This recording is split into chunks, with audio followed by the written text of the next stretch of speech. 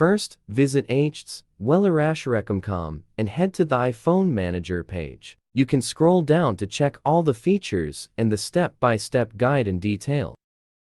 After that, click the Back to Top button. Click the Try for Free option to download it on your computer. Double-click the iReaShare iPhone Manager installer to install it on your computer by following the step-by-step guide.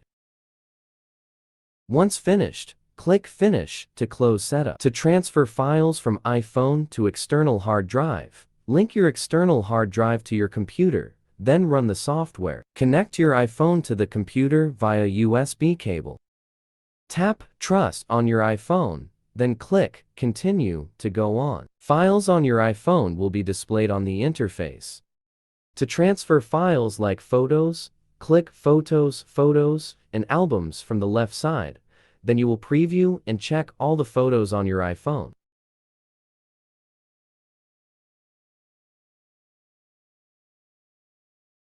Tick off the photos you want to transfer, click the Export option, select the linked external hard drive, then click OK to begin transferring files. All the chosen photos will be transferred to your external hard drive.